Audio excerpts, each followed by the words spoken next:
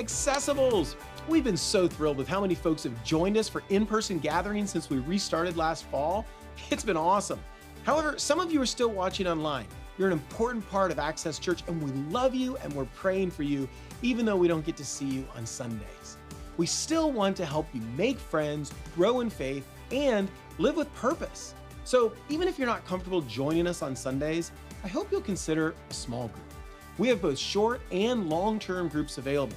If you're already in a group, this is the season to make sure your group is meeting at least 3 times each month. It's important that you continue to grow in faith during this season, you and your kids. So we're putting great content online each week, but it's not going to do you any good if you don't take advantage of it. So do a couple of things for me, okay? 1, establish a Sunday morning routine. Gather at the same time in the same place each week. 2, keep your kids connected through this great content, but also in Zoom or phone calls with their small group leader and other students in their group. Finally, you can still make an incredible impact on our community, even from home. First, say a prayer each day for our church. Pray for those of us in leadership that God will give us wisdom as we lead in these unusual and difficult times. Pray for the impact our church has on our community. Second, give generously to our church. So many of you have given faithfully during this season. Because of your generosity, we've been able to give more money away in 2020 than ever before. And our restricted fund for permanent space has grown to over $600,000. Third, you can still serve. We have teams that serve the church all week long. You can serve from home, or you can work with a small team during the week. In fact, a couple of guys are helping us set up on Sunday morning, then going home to watch online with their family. There's lots of ways that you can still leverage your time for the good work that Access is doing right here in our community. And finally, you can invite your friends. You can send them to participate in our Sunday gatherings, or you can send them a link to watch online. Really, it's never been easier to invite a friend to church. Someday, we're gonna all be back together. But whether that's next week for you or a little while longer, you can still use this season to make friends, grow in faith, and live with purpose. I hope we can help.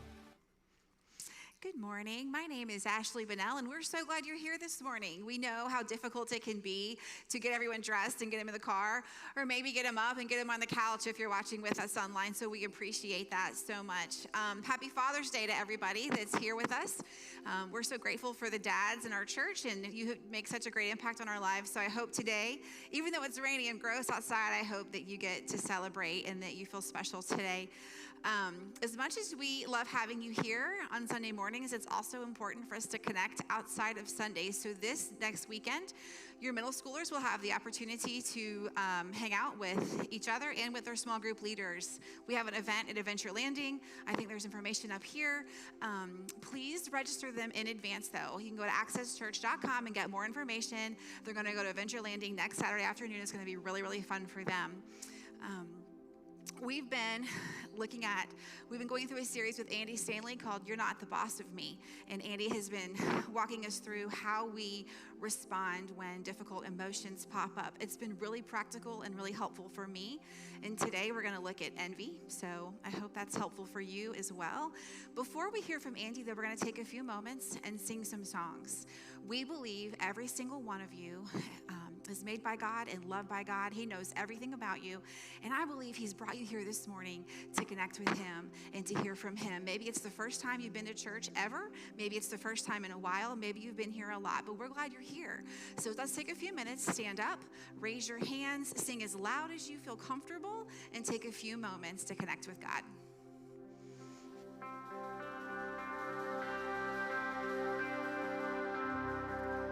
So good to see you this morning, Access Church. We're going to sing a new song together. We're going to teach you the chorus, and then we're going to sing it together before we get into it. So it goes something like this. So when I fight on my knees with my hands lifted high. Oh God, the battle belongs to you, and every fear I lay at your feet. I'll sing through the night. Oh God, The battle belongs to you. Y'all think y'all got it? All right, let's sing it together and fill this room with our voices and sing it. If you got it, sing. And so I fight on my knees with my hands lifted high. Oh God, the battle belongs to you, and every fear I lay at your feet. I sing through the night. Oh God, the battle belongs to you. Y'all sound great, y'all. Let's sing it together, yeah.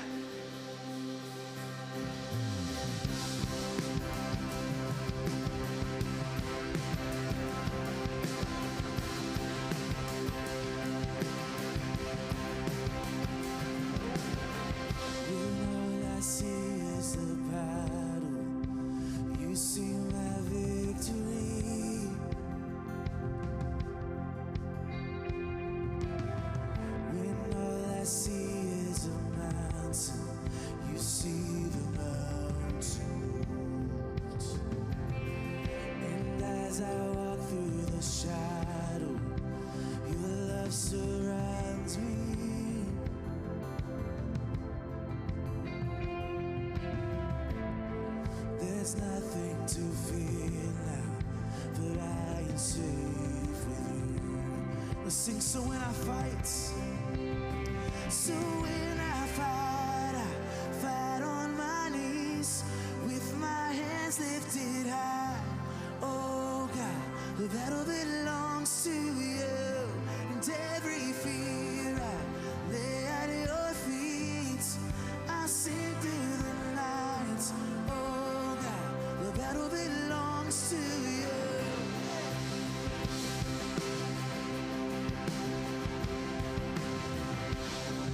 The Savior for me, who can be against me?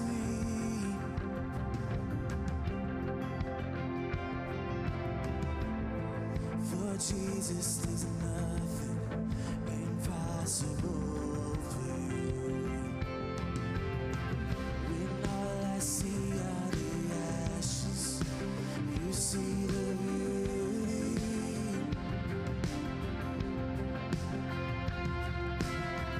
When all I see is the cross, God, you see the empty tomb. So when I fight, I fight on my knees with my hands lifted high. Oh God, the battle belongs to you, and every fear I lay at your feet. I sing through the night. Oh God, the battle belongs to you.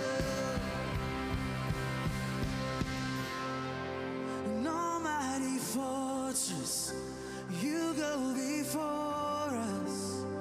Nothing can stand against the power of our God.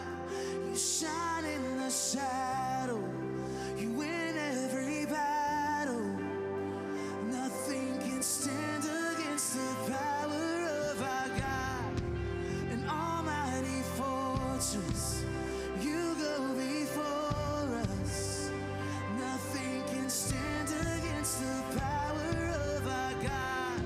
You shine in the shadow, you win every battle. Nothing can stand against the power of our God. An almighty fortress, you go before us. Nothing can stand against the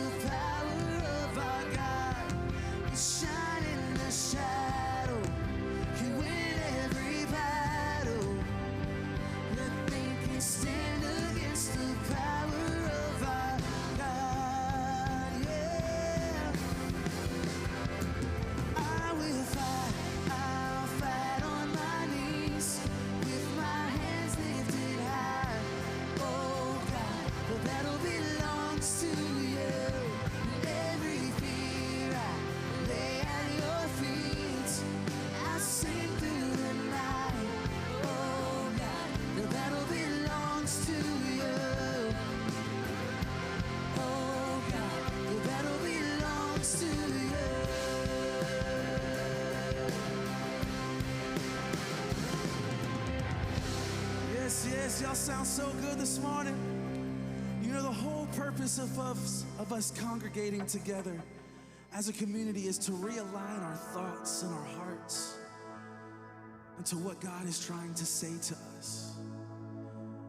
And you know, these songs and the words of these songs, it's not so much about singing about how much we love God or how much we think we love him, but it's about focusing on his love for us. That there are no lengths that he will not go to seek us out. He loves us so much that his grace is new for us every single morning. So as we continue to sing, let's lean our thoughts into that, and let's focus on the love that our God has for us.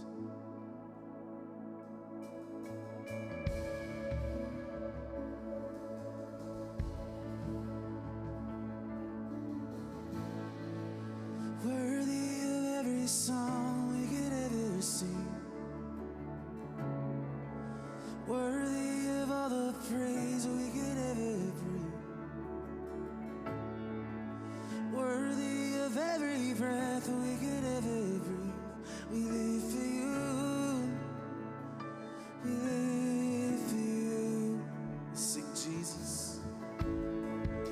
Jesus, the name above every other name. Jesus, the only one who could ever save. Worthy of every breath we could ever breathe. We live for you. Oh, we live for you. Let's sing holy. Holy, there is no one like you. There is none beside you. Open up my eyes in wonder and show me who you are, and fill me with your heart and lead me in your love to those around me.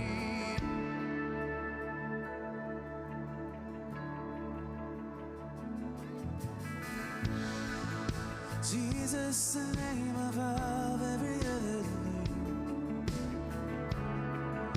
Jesus, the only one who could ever save. Worthy of every breath we could ever breathe. We live for you.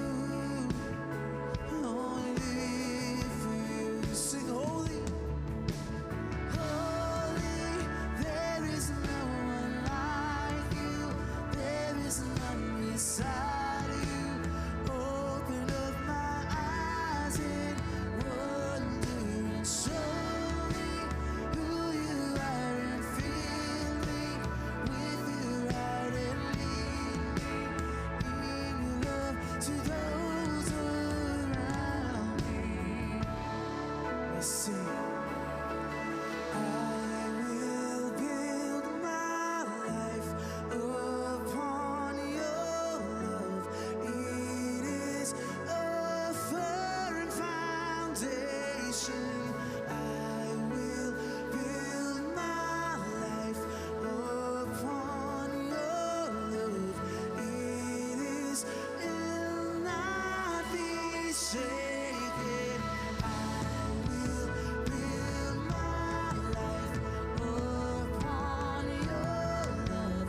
It is a firm foundation. I will put my trust in you alone, and I will not be shaken. Holy, there is no one like you. There is none beside you. Open up my eyes and wonder and show me who you are, and fill me with your love and lead me in your love to those around me.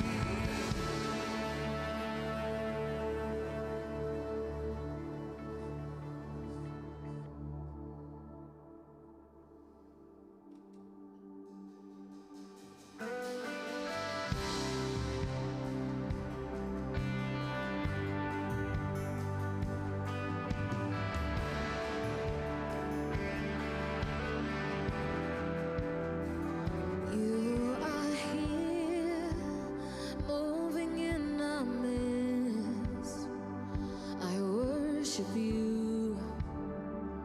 I worship you. You are here, working in this place.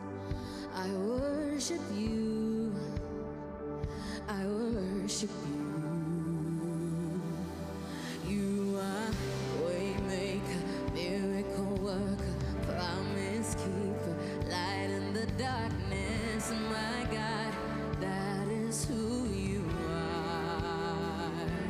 You are waymaker, miracle worker, promise keeper, light in the darkness. My God, that is who you are.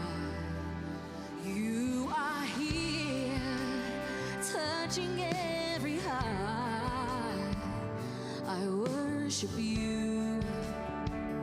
I worship you. You are here, healing every life. I worship you. I worship you. You are waymaker, miracle worker, promise keeper, light in the darkness. My God, that is who you are. You are waymaker, miracle worker, promise keeper, light in the darkness. My God, that is who you are. And that is who you are. Yes, that is who you are. Yes, that is who you are. Yes, that is who you are.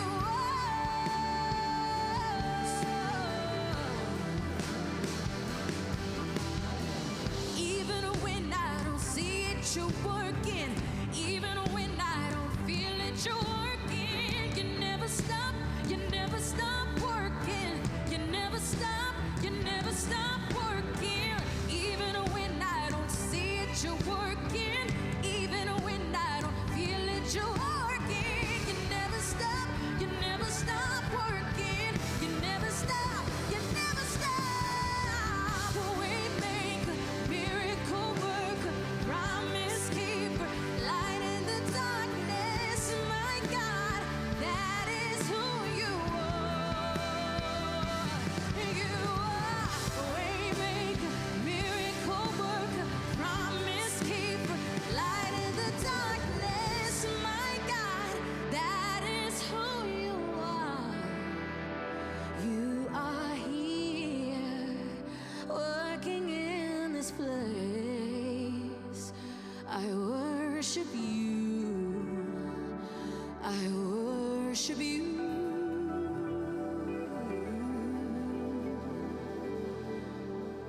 God, I just want to thank you for once again just allowing us to come together to be in this space. Whatever woke us up this morning, whether we're here physically in person or whether we're just here tuning in online, God, I want to thank you for waking us up this morning, God. Thank you for gifting us with another chance to experience life. And I pray that you continue to just challenge our hearts and minds and open them to receive and learn more about you and about ourselves on this journey with you, God. And it's your name we pray. Amen. You guys may be seated. Students, you're now dismissed. You guys check out this video. Hey guys, we are at Colony Oaks, which is a neighborhood that is being developed by Habitat for Humanity, an organization that we started partnering with about a year ago because of your generosity. Your giving to Access Church allows us to partner with communities here in the organization that are doing good work, that are demonstrating that they are for St. John's. And some of you even helped last year as we did construction on a couple of Habitat homes. And so we are back this year again to meet with Karen Coriolis and to present a check because of your generosity to Access, which then we get to share with our community here in St. John's. Well, I'm here with Karen Coriolis from Habitat for Humanity. And Karen, we are so excited for what y'all are doing for our community. And so we wanted to present this check for $3,700 toward the next build Awesome. And we would love to be a part of that when that gets going as well. Awesome. Well, thank you very much. We appreciate it. We love that you volunteered last year for the Apostle Build, and we hope to do it again this year. And we thank you for your work and your coming out to volunteer, especially in this heat. So we appreciate that. We look forward to partnering with you again. So thank you very much. Absolutely. And tell us a little bit about who benefits from Habitat Builds. So actually, there's some people behind us, and they are future homeowners. So it is people in the community that, they want to have a stable life, and having a safe, decent, and affordable home provides them that opportunity. And that's really who, yes, we're building 4 walls, but we're also building it for actual people, and that's who benefits from it. So we thank you very much. That is so awesome. Thank you for being for our community, for being for St. John's, and for demonstrating God's love in this community. We're just so glad to be a part of this with you. Thank you, and we're proud to partner with you. So thank you very much. Thank you. Thank you so much. Thanks to those of you who are generous with your giving and consider access a priority in the income that you're provided with. We love to be able to celebrate organizations like Habitat, and there's a few others in the community. And over the next few weeks, we're going to feature a few more, and we're so excited for that. Those are some of the most fun days to go and record those and to say, hey, no strings attached. We just think you're doing a great job, and we want to come alongside you. And so here's some money to help you do that. So, and yeah, thank you.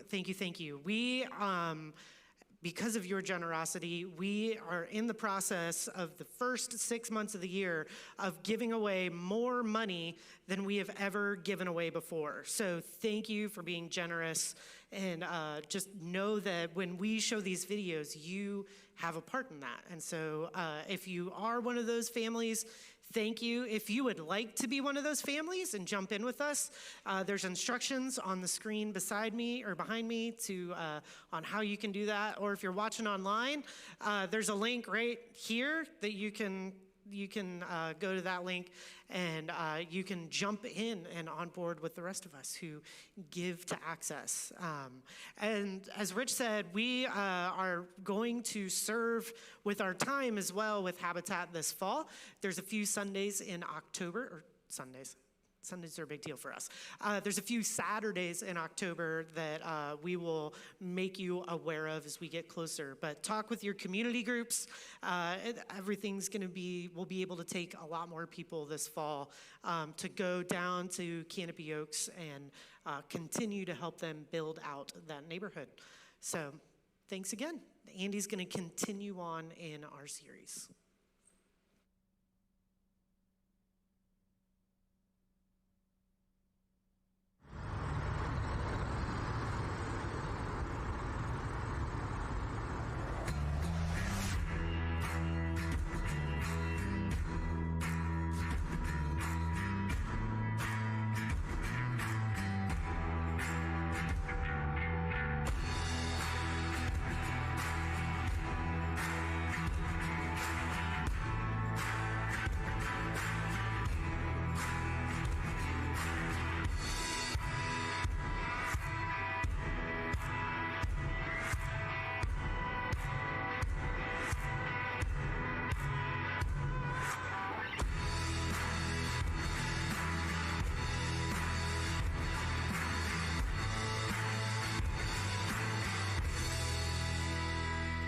As we get started, quick survey, and I'd love for you to raise your hand and everybody play along. And if you're watching at home, play along, or if you're driving, keep one hand on the steering wheel. How many of you actually are on Instagram? I'm just curious. Not right this minute, but like you do Instagram? Yeah, okay. Yeah, most of us. I was kind of late to the whole Instagram thing. Seemed like a girl thing to me, to be honest. And then I realized, oh, there's all kind of cool stuff on here. And the great thing about Instagram is, the really great thing about Instagram is, anyway, the problem, really, if I'm just honest, the problem with Instagram is that now that I'm on Instagram, I find I'm constantly needing a new pair of shoes. And this is embarrassing to talk about because I never really thought about shoes. And every once in a while at Christmas or something, Sandra would show us some shoes. I'm like, are those cool? Okay, I'll wear those. I never thought about it. Now that I'm on Instagram, I have more shoes Okay, I have almost as many shoes, I think, sometimes as Sandra. It's just ridiculous. And I just never gave much thought to shoes. Or shiplap. Now we have shiplap in our house, okay? I never gave much thought to that. I never gave any thought to your cute kids, and I can't go back and redo all of our family pictures because they're on film. You remember that? Like, what can you do with that? So now I take pictures of pictures to put on Instagram. It's so lame. I'm also bothered by all the incredible vacations you have. Like, they look amazing. You go places I've never been. In fact, I've gone to some of those places, but it didn't look near as cool as it was when you went with your cool pictures. I'm very bothered by the cool young preachers and their overpriced sneakers. That's starting to bother me a little bit too, you know? So I thought, well, the way to solve this is I'm just not going to look. So I just quit. I thought I'm going to get off Instagram. And I thought, wait a minute. I'm not a quitter. So I got back on. I thought, no, I'm not a quitter. I'm just going to up my game. And I'm going to make you as discontent with your life as you have made me with my life. And so I'm going to start using better filters. I'm going to crop it a little bit closer and kind of, edit out all the stuff. And I'm just going to take it over and over and over and over until I get the perfect picture. And I'm going to put on Instagram the highlight reel of my life so that it'll make your lame life look even lamer, right? No, the great thing about Instagram, it really is, the great thing about Instagram is that it is a constant reminder, and we all need reminding of this. It is a constant reminder that there really is no win in comparison. There is absolutely, you've heard me say that before, there really is no win in comparison. And the reason I talk about that is because we are in part 3 of this series called You Are Not the Boss of Me. You're not the boss of me, and the subtitle says it all, how to, because this is a how-to series, how to say no to the emotions that compete for control. How to say no to the emotions that compete for control, because all of us have 2 or 3 emotions that compete for control of our lives. Specifically, they compete for control of our mouths, and then our mouths get us into trouble because we let those emotions be the boss of us. Jesus said it perfectly. Here's how he set up, and this is where we're going for the rest of the series. He said this. He said, don't you see, talking to his disciples, don't you see that whatever enters the mouth goes into the stomach and out of the body? To which they said, as we said last week, yes, we see that. We see it 2 or 3 times a day.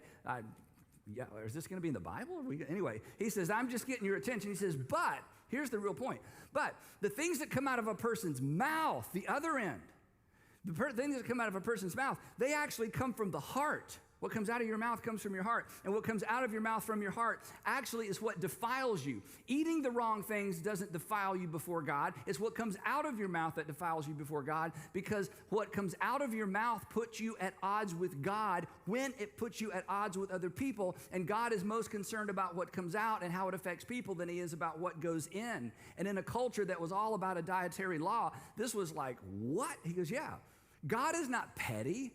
God is not small. God is not overly concerned with what you accidentally eat, but he is very concerned about what comes out of your mouth if it hurts other people, because if you hurt people God loves, you set yourself up to be at odds with God.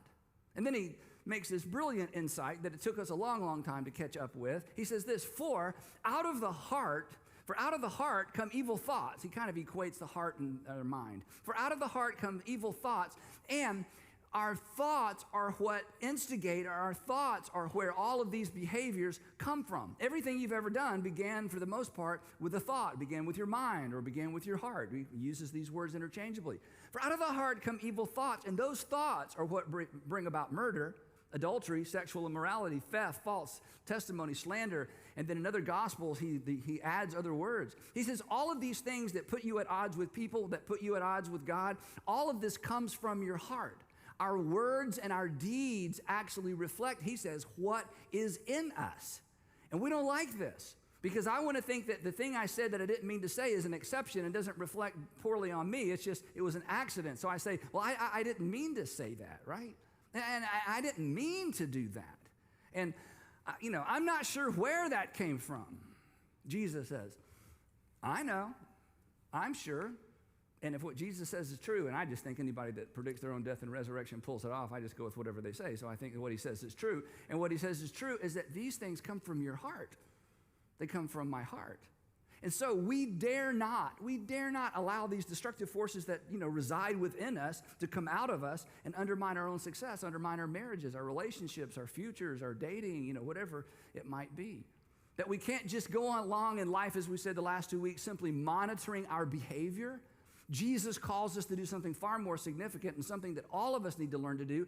And if you're a parent, especially if you're a father, you got to teach your children to do this. And that is to monitor your heart, to monitor what's going on the inside, because what's going on the inside is eventually going to come out on the outside. And if all we do is try to put a filter over our mouth from time to time, as you know, we're going to fail. Then we're going to be like, oh, I didn't mean it. I didn't mean to say that. And we treat our words as if, saying something accidental and then taking it back or proving it's an accident removes the hurt, but that's just not true, right? If I accidentally back into you with my car, right, and I get it, I say, hey, it was an accident, you don't jump up and go, oh, well, if it's an accident, I'm fine. No, it hurts just as much. Same with our words. And those words, he says, hey, you can fool yourself all day long. The reason you said them is because they were already in there. So we need to go after this stuff and rid our hearts and cleanse our hearts. And that's what this series is all about. So last week we talked about guilt, how to say guilt. Hey, guilt, you're not the boss of me. Shame, you're not the boss of me. And today we're going to talk about this ugly word, envy. Envy. To me, this is just me, I think this is the ugliest thing in human nature. I know it is the ugliest thing in me. There is no bright side, upside, positive side to this word. And we can put the word jealousy.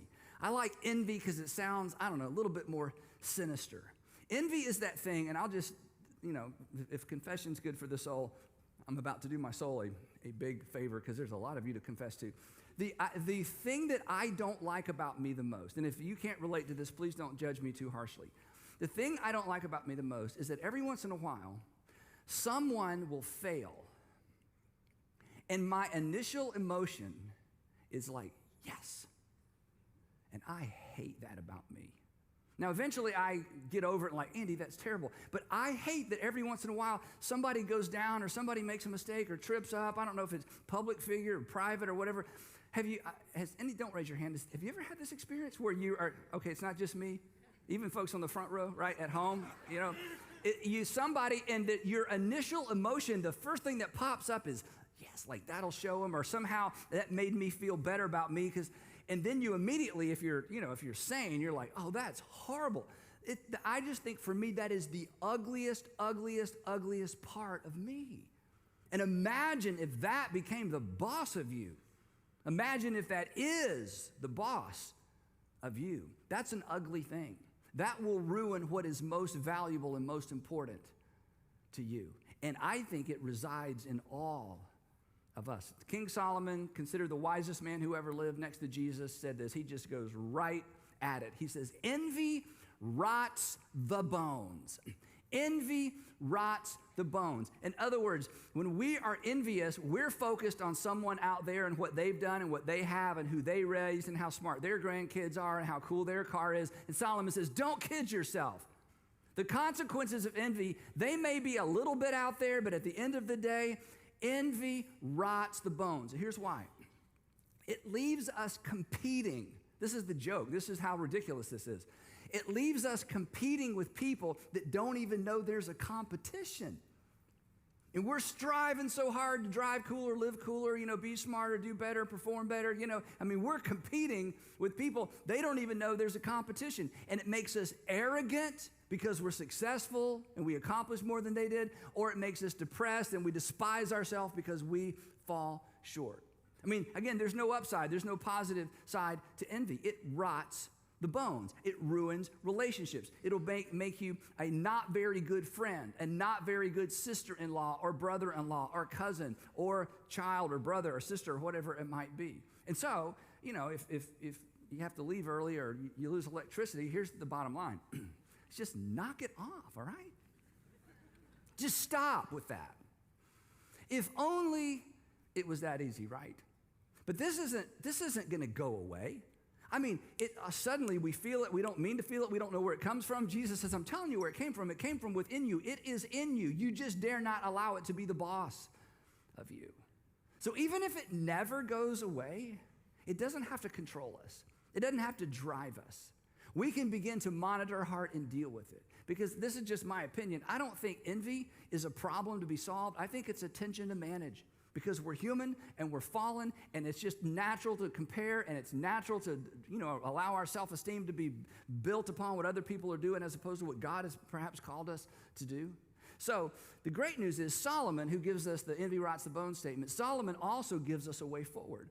In fact, in his writings, he gives us a place to go. This is how I think about it. He gives us a place to go mentally, so that when you find yourself drifting emotionally toward envy, or you find yourself drifting emotionally toward comparison or jealousy, whatever word you want to use, when you find yourself drifting there emotionally, or suddenly that ugly, ugly part of you crops up and starts, he says, let me tell you somewhere you can go mentally.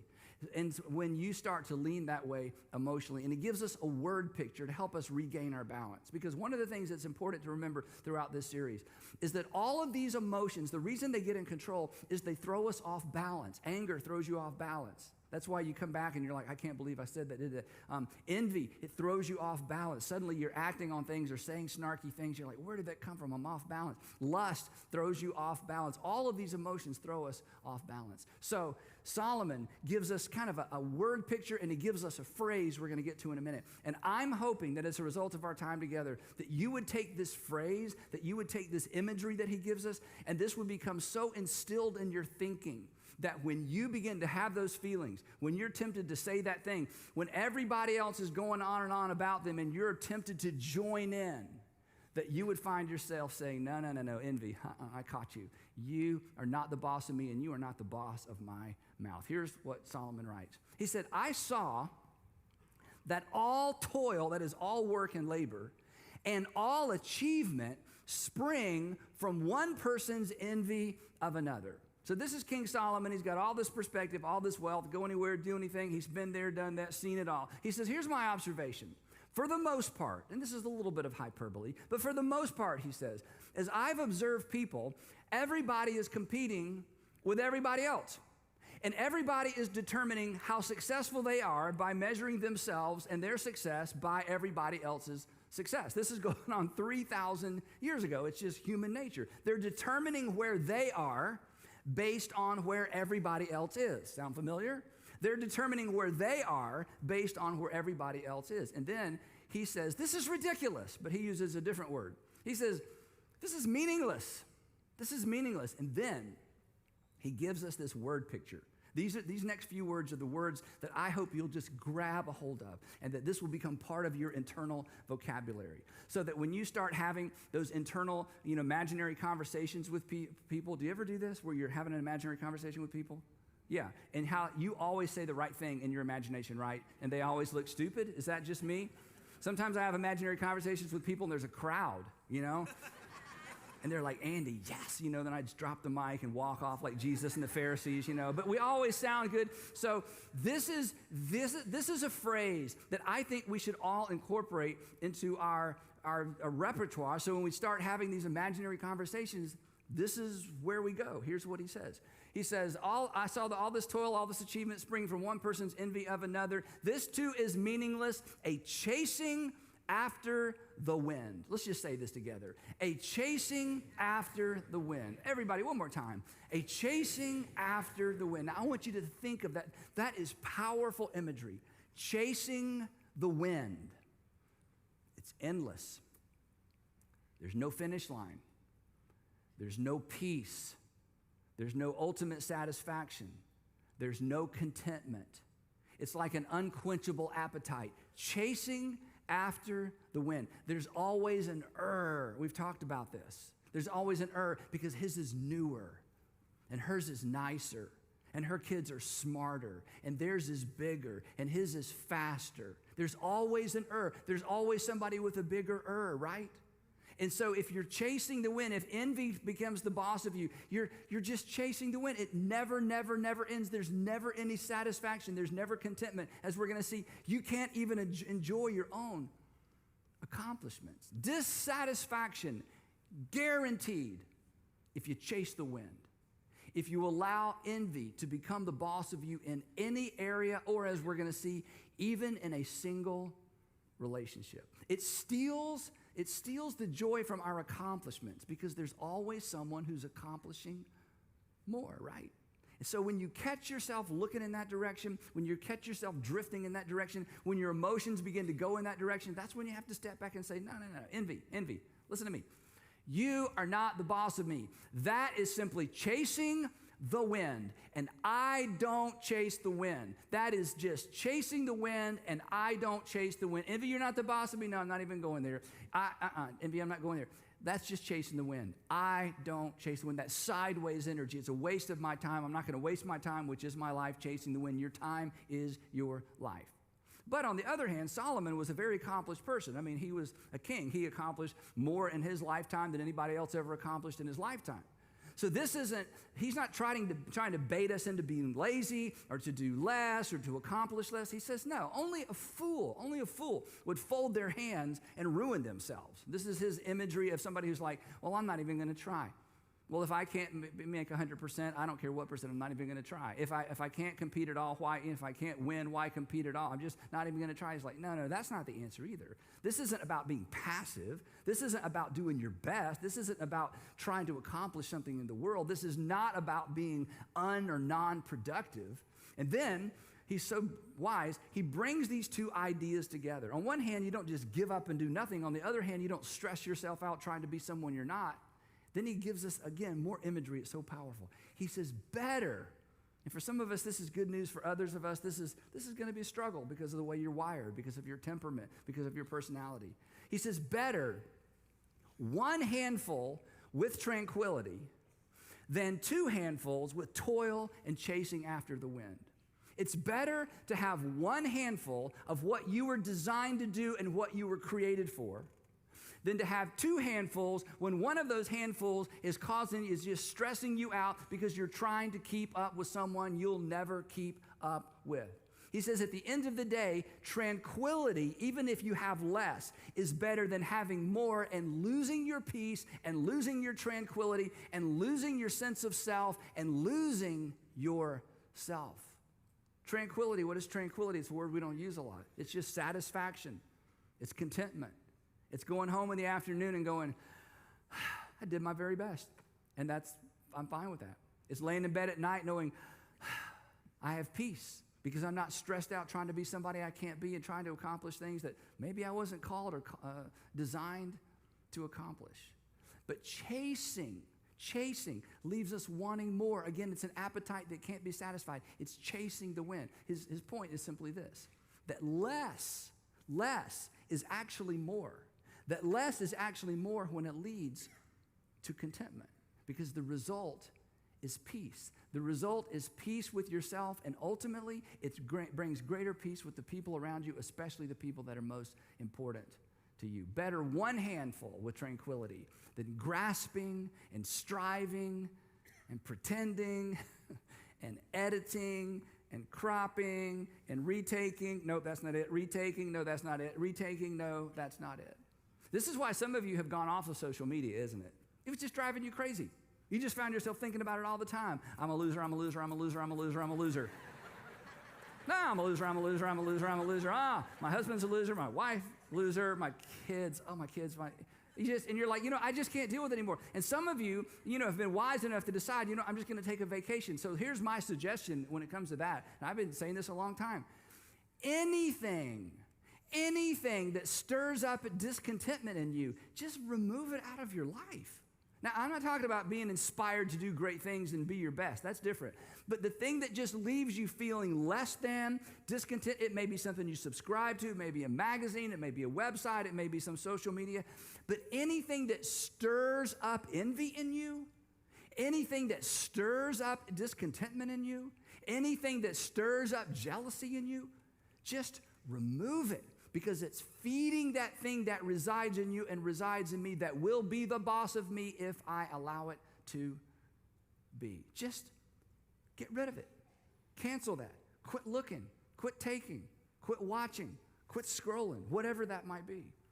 Now, Solomon's not done because he's got so much to say on this subject. And now he takes us a little bit different direction and he says this. He says, let me tell you something else I've seen.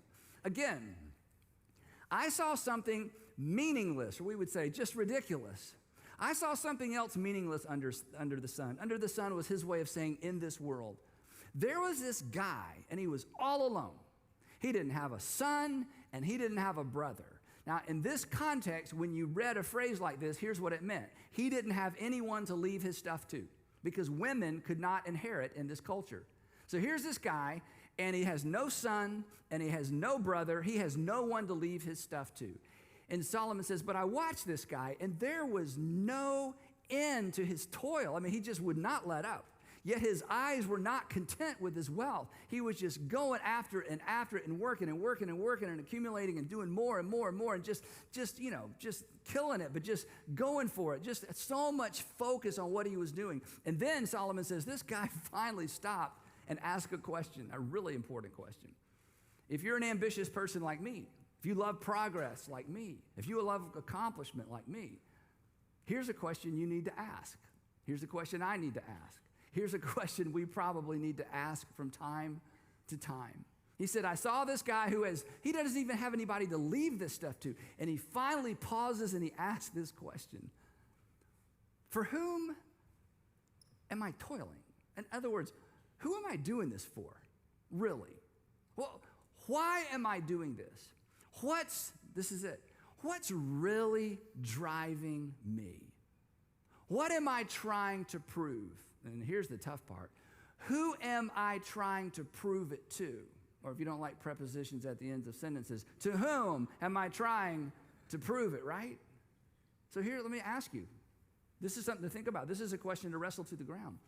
Why do you stress yourself out to do everything that you do? Really? And now, again, the fathers is like, doing it for my family. Really? So your family's pushing you, you get up in the morning and your family's at the door going, come on, Dad, get out there, and come on, Dad, you can do this. You're doing this for your family. Maybe you are, but maybe there's a deeper answer to that question. Come on, men. Maybe there's more going on. Why are you doing this? Why are you doing this really? For whom are you doing this? Are you internally competing with someone? And your competition with the person out there that doesn't even know you're competing with them, or the industry out there, they don't even know you exist, much less you're competing with them. And in your competition, you're actually alienating the people you say you're doing this for. It happens all the time, doesn't it? This is a great question. For whom am I competing? For whom am I toiling? For some of you, there's a name. For some of you, there's a face. For some of you, it's your father. For some of you, it's your mother. For some of you, this happens all the time. I'm not trying to stir up any emotion. For some of you, it's for a deceased parent. You're still trying to prove yourself to someone who's not even around to see. This is an important question, because until we have an answer to this question, we may be internally striving, envying, we are desiring, or we are jealous for their approval. We're jealous for that pat on the head. We're jealous for something we can't even get. And we have given up our one handful of tranquility because we've opted for two handfuls of striving and chasing after the wind. Whew. He says this, talking about this imaginary person. He says, and why am I depriving myself of enjoyment? Do you ever ask yourself this question? Do you ever come to the realization, oh my goodness, I'm not even enjoying what I have.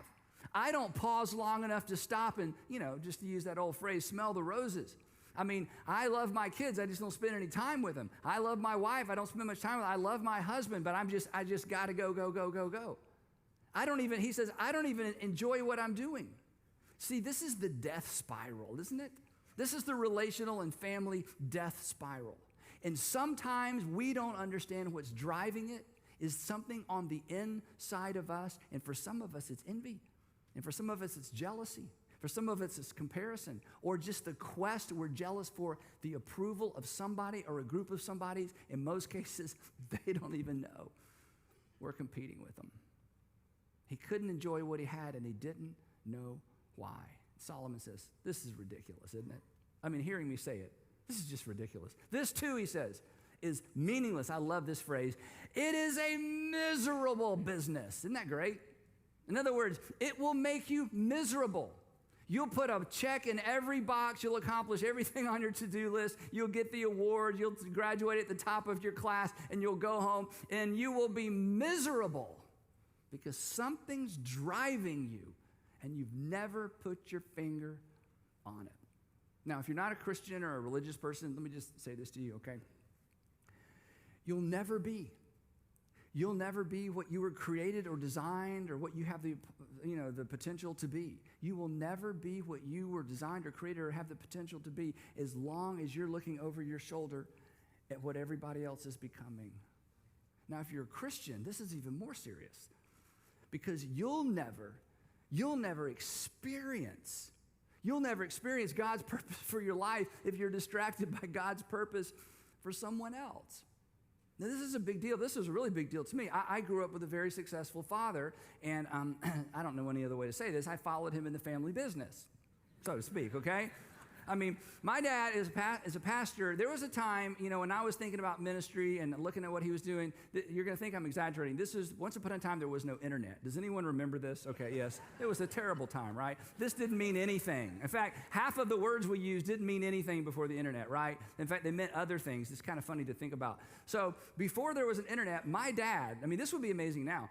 My dad was on television, shortwave radio or radio preaching in every country of the world every day of the week.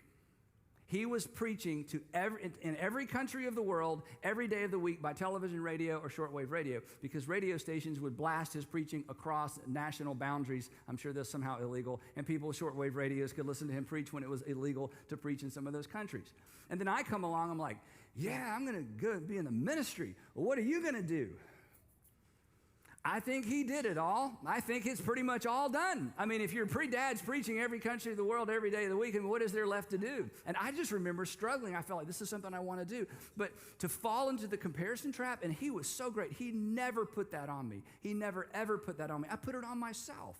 And I found myself, like some of us find ourselves, kind of competing with someone who doesn't know there's a competition. Competing with people who would be shocked and feel like, wait, why do you feel like you're competing?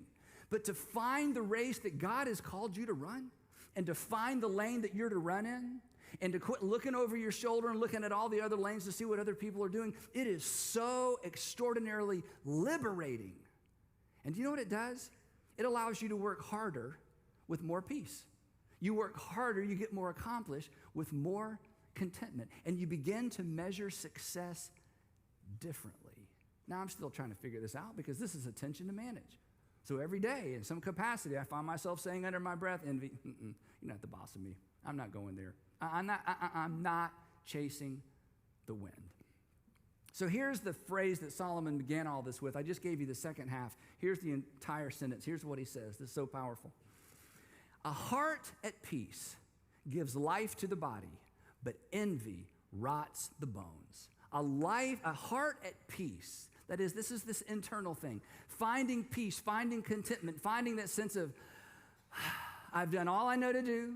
I've done my very best. I will be content with one handful and tranquility. He says, a heart at peace gives life to the body, but it's envy that rots the bones. In other words, you cannot compete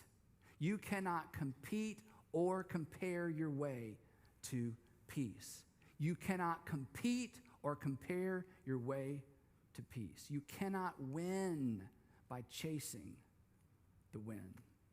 Now, here's the thing. If you're a Christian, God has given you a race to run.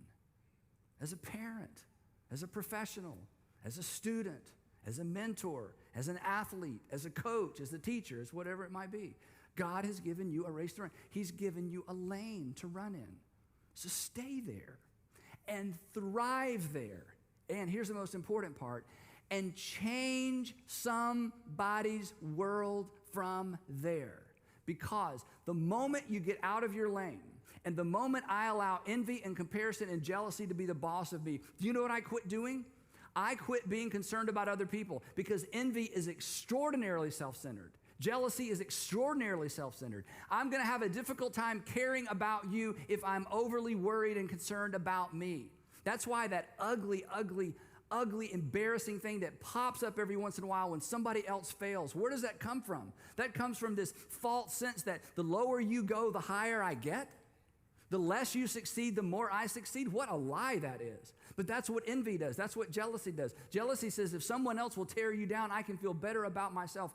How extraordinarily self-centered is that? And you have been called to live a better life, and your better life is found in the lane that God has called you to run in, and from that lane you can do more for other people because you will be less concerned about who and where you are compared to other people. Sure, there's a time to look to other people. You look at other people for inspiration, not imitation. Read biographies. Be inspired by their stories. Don't be afraid of their success.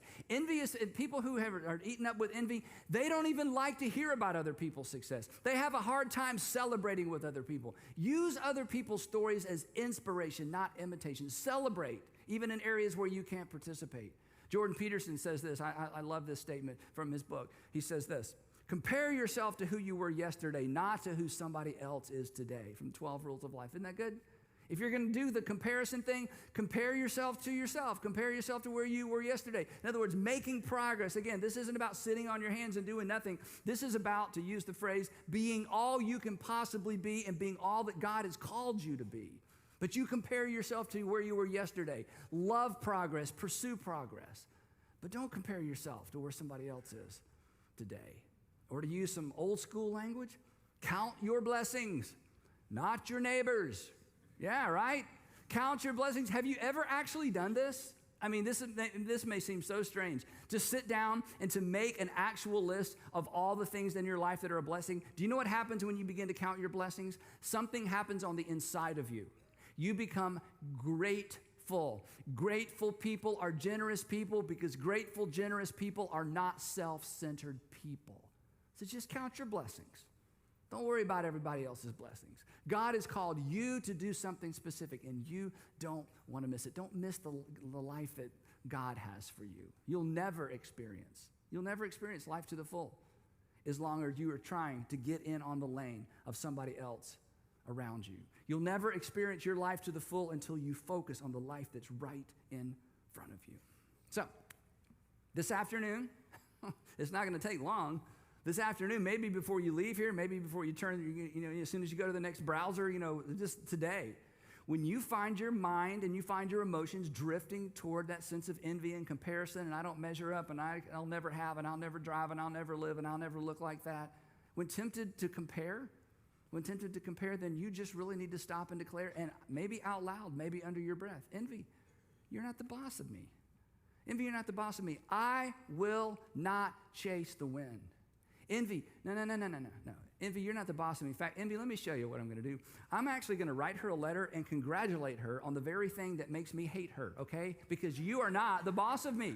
I'm not going to hate her. Watch this. I'm going to write a letter and I'm going to hand it to her and congratulate her because, Envy, you are not the boss of me. You know what? When he gets home, I'm going to celebrate him. Even though he gets all the attention and I do all the work. Even though she gets all the attention and I do all the work, whichever way that goes. You know what? Envy, I'm not going to be jealous. I'm not going to allow jealousy to be the boss of me. I'm going to congratulate him and congratulate her. I'm going to cheer them on until you finally shut your mouth. You are not the boss of me. So let's just say this together out loud. Ready? Ready? Everybody, even if you're watching online. Envy, you are not the boss of me. I will not chase the wind. Now, this time with a little more attitude, okay? Because you got to tell envy. Now, real quick, this is not spooky. We're not talking to people or demons or spirits, okay? This is just an exercise to help us get perspective in those moments when our emotions want to take control. So one more time with a little bit more attitude. Ready? Envy, you are...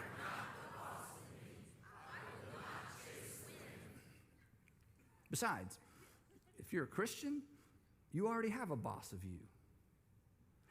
And Jesus gave you some very specific instructions. I'm going to read you the implication and then the instruction. The implication is this, and that's a big deal if you're a Jesus follower. Ready? Don't compare yourself to one another. Love one another. And you can't do both very well. Don't compare yourself to one another. I've called you to something so much higher and greater. You are to love one another. And envy always gets in the way of love. So this is not a nice to do. This is mission critical. Jesus said it. I mean, this is an amazing statement that it should just cause us to wonder every time we hear it. He said, by this is how people are going to know that you're my follower. If you love, if you celebrate, if you cheer on, if you refuse to give into, if you love one another. That's where peace and that's where purpose is found. It's living out and staying in your lane, head down to the thing that God has called you to do. Celebrate what everybody else is doing and leverage who you are and the opportunities that come your way in order to serve and celebrate other people. That's where the peace is found, and ultimately, that's where purpose is found as well. So last question, and we're done. Is it possible? This is so hard to admit. This is so hard to see in the mirror. Maybe it's impossible to see in the mirror. Is it possible that in some area of your life, envy has become the boss of you? Let me be specific. Is it possible in one relationship that envy has become the boss of you? It's your sister-in-law. It's your brother-in-law. It's your older brother. It's your older sister. My older sister's so smart, she doesn't even have to try. I try and I try and I try, and she just gets up and it just all works out. Maybe it's just one relationship. In a relationship, has envy become the boss of you? What can you do about that? Maybe it's one environment. It's just school. It's on that team. It's at work. Hopefully it's not at home. Is there an environment where envy has become the boss of you? You got to deal with this, or you'll end up chasing the wind. If you chase the wind, that's meaningless. If you do what's meaningless for too long, your life becomes meaningless. If you do what's meaningless for too long, your life becomes meaningless. If you chase the wind for too long, if you do what's meaningless for too long, your entire life becomes meaningless. Because as I told you before, the way you find meaning is by becoming a means to an end that's not you. And envy will draw you in and suck you into self-centeredness that drains your life of meaning. You don't want that. You don't want to model that. The world doesn't need any more of that. So, let's follow Jesus. Unlike envy, he will make your life better. And unlike envy, he will make you better at life. Now, we want this conversation to keep going. So, for 30 seconds, I want you to get your phones back out. For those of you that never put them up, get my what back out? Yeah, get it back out. And I'd love for you to take a picture of this slide, because here's 2 questions and a verse to memorize, okay? Because we're going to talk about this in the car, talk about it at lunch, talk about it in your small group, in your apartment complex, wherever you meet. In what areas are you most inclined to chase the wind? And secondly, are you competing internally with anyone, a parent, sibling, friend, whatever? In what area do you struggle with this? Are you competing with someone? And then I would love it if we just all memorize Ecclesiastes 4:6, this our key verse. Better one handful with tranquility than 2 handfuls with toil and chasing after the wind. If you memorize this verse, and then when you begin to kind of go there emotionally and it triggers that verse, you're going to renew your mind to this extraordinary truth. And perhaps by God's grace and through his word, you will allow envy to never, ever, ever interfere in your relationships, and it will never be the boss of you. Any questions? Actually, we don't do that. I'll pray for us. Hey, if this is your first time, please drop by the studio. And again, happy Father's Day. Let me pray for us. Heavenly Father, thank you so much for Solomon's wisdom. Thank you. It's amazing. You've preserved this for us for 3,000 years. These words have been in circulation. Now help us to know what to do with what we heard, and give us the courage. Give us the courage to do it. Thank you for sending your son into this world to be the boss of us, a boss who loves us, a Lord who laid down his life for us, the king that came to give his life for the subjects. Why would we ever resist? Why would we ever say no? And we pray all of this in the name of the King, Jesus. Amen. Amen. Well, I hope you found something in there to be helpful or practical today. Thanks again for being here. A couple of things before we get out. If this is your first time here, or if you haven't met any of us on staff, I would love to meet you, and my wife Ashley, we would love to meet you. We'll be out at the 4 St. John's table right afterwards. You can come say hi. We've got t-shirts and koozies and car stickers, and they're all free just for saying hello. So come say hi. We forgot to tell y'all last week, if you were here, we had a bunch of beach balls. Please take some beach balls with you. That was the whole intent, that you could have fun all summer long. So there's a box of those out there too. Feel free to grab 1 or 10, how many ever you need. And we'd love to give you those. And then next Sunday we're here as per the usual.